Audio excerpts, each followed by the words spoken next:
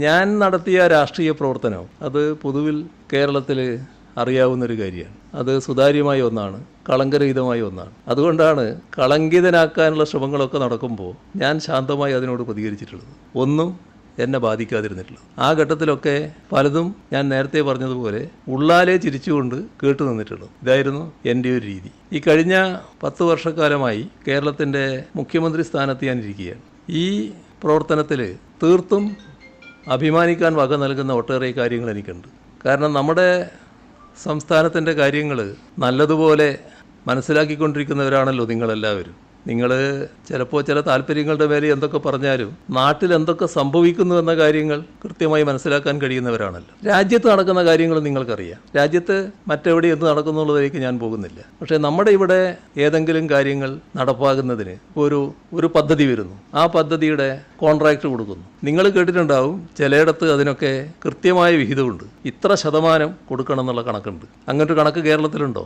ആർക്കും യഥാർത്ഥത്തിൽ മത്സരത്തിലൂടെ പദ്ധതി ലഭിച്ചാൽ അവർ ചെലവഴിക്കേണ്ട പണം മുഴുവൻ അവിടെ ചെലവഴിക്കാമല്ലോ. മറ്റെവിടെയും ആ പണം കൊടുക്കേണ്ടി വരുന്നില്ലല്ലോ. ഇത്തരമൊരവസ്ഥ കേരളത്തിൽ നിലനിൽക്കുന്നു എന്നതിൽ ഞങ്ങൾക്കെല്ലാം അഭിമാനമുണ്ട്.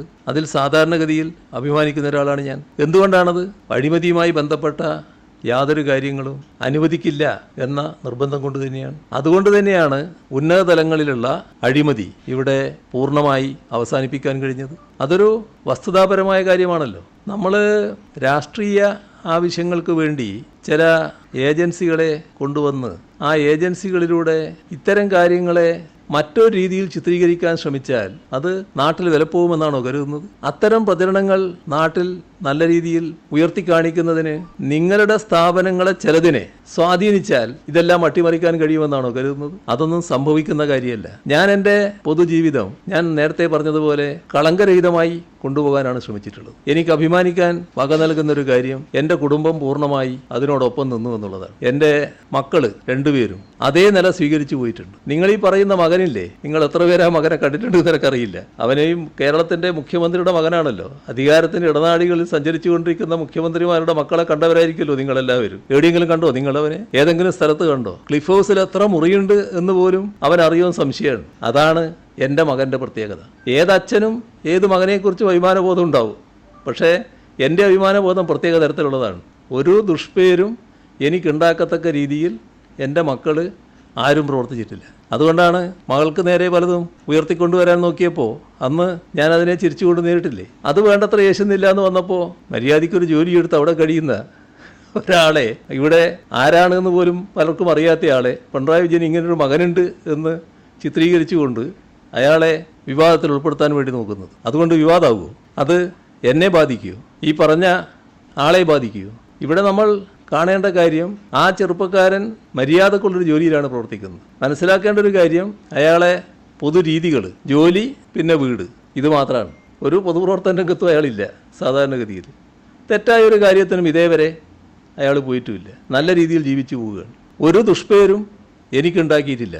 മക്കൾ ദുഷ്പേരുണ്ടാക്കുന്ന ഒരുപാട് കാര്യങ്ങൾ നിങ്ങളെല്ലാം ശ്രദ്ധയിലുണ്ടാവുമല്ലോ. ഞാനതിൽ അഭിമാനിക്കുകയാണ്. നല്ല അഭിമാനം എനിക്കുണ്ട്. എൻ്റെ മക്കളാരും എൻ്റെ രാഷ്ട്രീയ പ്രവർത്തനത്തിന് നിരക്കാത്ത, എൻ്റെ ശീലങ്ങൾക്ക് നിരക്കാത്ത ഒരു പ്രവർത്തനവും നടത്തിയിട്ടില്ല. അതാണ് കാണേണ്ട കാര്യം. അതുകൊണ്ട് ഇതൊക്കെ ഉയർത്തിക്കാട്ടി ഏതെങ്കിലും തരത്തിൽ എന്നെ പ്രയാസപ്പെടുത്തി കളയാം എന്ന് തെറ്റിദ്ധരിക്കേണ്ടതായിട്ടില്ല. പിന്നെ എവിടെയാണ് ഈ പറയുന്ന ഏജൻസിയുടെ സമൻസോ എന്താണ് സമൻസ് കൊടുത്തത്? എവിടെയാണ് കൊടുത്തത്? ആരെ കയ്യിലാണ് കൊടുത്തത്? ആർക്കാണ് അയച്ചത്? എന്താണ് മലയാള മനോരമയും ഈ ഏജൻസിയും തമ്മിൽ ഇത്ര വലിയ ബന്ധം? എങ്ങനെയാണ് വളരെ വേഗം അവരുടെ കയ്യിലേക്ക് റിപ്പോർട്ട് വരുന്നത്?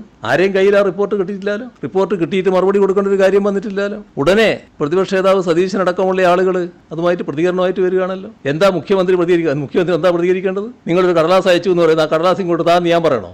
ഏജൻസികളുടേതായ രീതികൾ സ്വീകരിക്കൂലേ സാധാരണഗതിയിലുണ്ടെങ്കിൽ? ഇവിടെ തെറ്റായൊരു ചിത്രം വരച്ചു കാട്ടാൻ നോക്കുകയാണ്. ആ ചിത്രം വരച്ചു കാട്ടുന്നത് ഇത്തരം ഒരു ഉദ്ദേശത്തിലാണ്. എന്നെ മറ്റൊരു തരത്തിൽ കാണിക്കണം, സമൂഹത്തിന്റെ മുന്നിൽ കളങ്കിതനാക്കി ചിത്രീകരിക്കാൻ പറ്റുമെന്ന് നോക്കണം. അങ്ങനെ ചിത്രീകരിക്കാൻ നോക്കിയത് കൊണ്ട് മാത്രം കളങ്കിതനാകുമോ? നിങ്ങളെ ഇടയിലുള്ള ചിലർ, ഒരാൾ ഒരു തവണ എറണാകുളത്ത് നിന്ന് ഞാൻ ഫ്ലൈറ്റിൽ പോകാൻ വേണ്ടി എയർപോർട്ടിലേക്ക് വന്നിറങ്ങുകയാണ്. അപ്പോൾ ഒരു ചെറുപ്പക്കാരൻ, മാധ്യമപ്രവർത്തകർ ഇങ്ങനെ കൂട്ടം കൂടി നിന്നിട്ടുണ്ട്. PB യോഗത്തിന് പോവുകയാണ് ഞാൻ. വളരെ വർഷങ്ങൾക്ക് മുൻപാണ്. അപ്പോൾ ഒരാൾ ചോദിക്കുകയാണ്, ആളെ മറവിൽ നിന്നിട്ടാണ്. ആരാ ചോദിച്ചതെന്ന് എനിക്കറിയില്ല. തിരിച്ചു വരുമ്പം PB മെമ്പർ ആയിരിക്കുമോ? അപ്പോൾ ഞാൻ പറഞ്ഞു, ഒന്ന് കാണട്ടെ, ഒന്ന് ഇങ്ങോട്ട് നിന്നാട്ടെ. പക്ഷേ അയാൾ പിന്നെ വീണ്ടും ഉള്ളോട്ട് പോകുന്നതാണ് കണ്ടത്, ഇങ്ങോട്ട് വന്നില്ല. എന്തെല്ലാം കണ്ടതാണ് ഞാൻ. നിങ്ങളെ ഏതെല്ലാം തരത്തിലുള്ള സ്നേഹവാത്സല്യങ്ങൾ അനുഭവിച്ച ഒരാളാണ് ഞാൻ. പക്ഷെ അന്നൊന്നും എനിക്കൊരു കൂസലുണ്ടായില്ലല്ലോ. എന്തുകൊണ്ടാണ് കൂസലില്ലാതിരുന്നത്? അത് ഇതുകൊണ്ട് തന്നെയാണ്. എന്നെ ഇതൊന്നും വേശില്ല എന്ന് എനിക്ക് നല്ല ഉറപ്പുണ്ടായിരുന്നു. അതുകൊണ്ട് തന്നെയാണ് അത്തരത്തിലുള്ള ആരോപണങ്ങളെ അല്പം പരിഹാസത്തോടെ നേരിടുന്നതിന് എനിക്ക് കഴിഞ്ഞത്, ശാന്തമായി നേരിടാൻ കഴിഞ്ഞത്.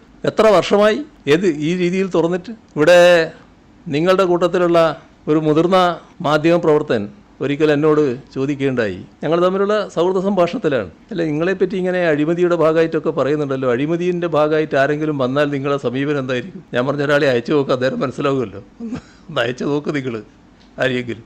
ആരും വന്നാണ്ടില്ല. ഇതൊക്കെ ശരിയായ രീതിയിൽ നേരിടാൻ ഞങ്ങൾക്കറിയാം എങ്ങനെ നേരിടണം എന്നുള്ളത്.